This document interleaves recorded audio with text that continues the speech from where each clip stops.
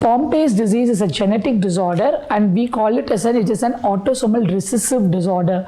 That means in that gene, GAA gene, we all of us will have two copies of the gene, one from the mother and one from the father. If both the copies of the genes have got errors, then the disease will be manifested. So it is basically transmitted by the carrier parents who carry one copy of the defective gene each, and when they transmit these two defective copies to their children will get the disease.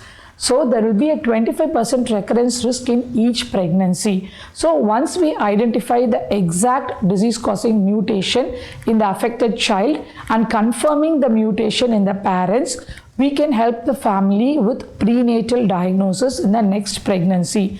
The prenatal diagnosis can be done at 12 to 13 weeks by chorionic villus sampling, where a small amount of placental tissue is taken and tested for the familial variant that was already identified, or by amniocentesis at 16 weeks can be done. The same testing can be done at 16 weeks by amniocentesis.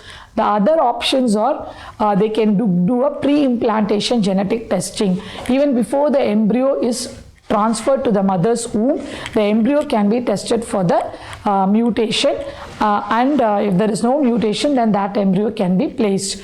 Or they can go for an option of a donor egg or a donor sperm.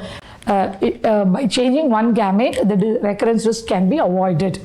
Ideally, they should present to us before planning the pregnancy, so we will have an adequate time to do all the molecular testing and genetic testing to come to a conclusion. That way, it will be easier during the pregnancy period to test the family.